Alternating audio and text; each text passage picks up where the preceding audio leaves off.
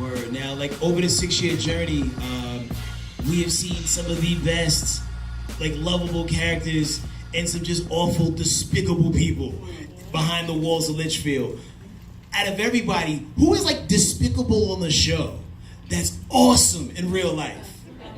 Oh. No comment. No one is. Who's despicable on this show? I think I would have to take it back. I would say Porn Stash. Oh yeah. Like yeah, I was like yeah. Nah, he's super dope. Like he's actually a great dude, and so kind. But his character was just the worst. Like he falls into the category of like somebody who does the job too well. Like you remember like Michael Rappaport in Higher Learning? Like yo, he did it. Wait, he was too good in that. Like oh man, you have to hate black people in real life, right? But like yeah, Porn Stash was bad, and then No, but you even just brought up V though. You know V, Lorraine Toussaint, who is, we know her, yes. Exactly. That's a for real queen. Layering on layering on layering will give you so much just education as an actor and just an amazing person. Like, you know, it's funny because you almost felt like, or I felt like I was seeing like this fictitious, totally fictitious person of who she is, in the sense that she is a mom and knows how to, and actually knows how to mother very well, you know, and was mother to a lot of us in the sense on, you know, when we'd be shooting, because she's just been doing it forever, you know, and cared about, you know, one thing I take from her forever, just from like an actor's end, technically, you know, we were shooting some scene and she, stayed for it and didn't let me play to a stand-in, one, and she was like, always be there for your scene partner, no matter how tired, no matter how late, no matter how long you've been there, whatever, you always be there for them. One, two, also she taught me about how when you're off camera to play the scene to the person, your scene mate, scene partner, excuse me, that you're meant to sit right by the camera so that your eye line is right. And I hadn't known that before that, and she got an Apple box and she sat right next to the camera, and I was like, why are you sitting? She's like, you need to be right here, so when they're doing their performance, the eye line is right, and it also feels as close to how you do it on the day. And I took those, you know, just stuff like that. She just knew, in addition to just being an awesome person. Got you. I'm sure everybody in the audience can agree that you two are stunningly beautiful in person. And in the beginning of the Q&A, you said you guys do this for 8 months out of the year? No nails, y'all. No lashes. Sometimes you gotta get your toenail polish off. Yes. And so you gotta spend 8 months kind of just like flying low. Yes, garbage.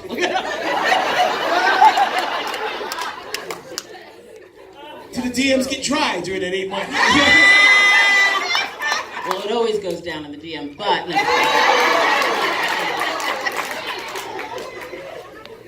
But like, yeah, make some noise for their dedication to their craft and doing what they do. Now, you guys are so hardcore. Y'all stayed through the credits and hung out a little bit extra. So if y'all have any questions for Ms. Brooks, I guess we'll start close. What's your name?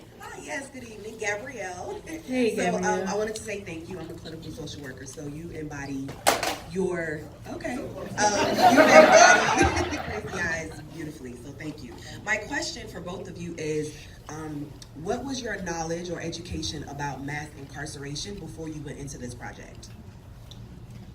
I will be honest, my knowledge was my strange, weird obsession, my sister and I who lived together, with Lockup on MSNBC, and which for whatever reason, say it again? I watched a lot of those shows. Yeah, I watched it before we got the job. When I got the job, I watched a lot of it. My sister and I on Sundays, because they do like marathons on Sundays, or you know, like would watch marathon episodes of Lockup Abroad, Lockup Raw, like all of it. You know, I watch it. So that was my, as far as a large sense, I had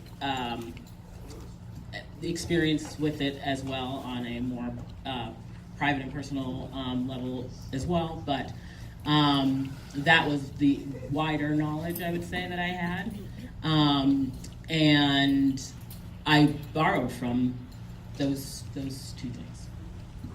Yeah, I would say mine's similar. There was another show, I'm hoping somebody in the audience remembers this show. There was a show, a prison show, where they get the teenagers. Scared Straight. That was because Scared Straight, the thing about it is it showed me how they got to where they are. And so, like, that really helped me shape the character, especially because we don't get these scripts, but hopefully, if lucky, a week in advance. You know what I mean? And especially when we started, like, I know, I'm about to call you Suzanne, Lord. She had her, you know, she went in for a whole different character, you know, than Suzanne. So when we auditioned, I auditioned a week before we started shooting. So we have no idea where the story's gonna go and how long we were gonna even be on the show. So the research was not as lengthy as we probably would have wished it to be. So I think that's where the training really has to kick in. And we both went to school, and a lot of the girls have, but that's where you really have to put your skills to the test and make like strong, bold choices quickly and learn from people like Lorraine Toussaint, like really fast to understand and get it. And just to piggyback on what Danielle said, I think a thing that is really important about our show, yes, it is set in a prison. Absolutely, a lot of the issues and obstacles and injustices that have to do with our prison industrial system here in the United States are addressed in the show. But I think to what Danielle just said, as far as the craft of acting and the training coming in, we were able to, a lot of us, anchor on the fact that Genji wrote a show about people. Do you know what I mean? So because it really is about addressing the humanity of people, and people that we don't get to see often and have their humanity addressed, that connection, I think, maybe if we don't have that personal relationship or have that personal experience of watching hours of Lockup, we can connect to that truth, because that's what we do as actors.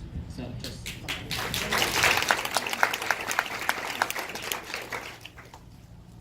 Hello, ladies. How y'all doing? You got this shining light in our face, boy. I gotta get y'all on y'all best light. Y'all look amazing tonight. Thank you. But I'm Javon, from New York, but coincidentally.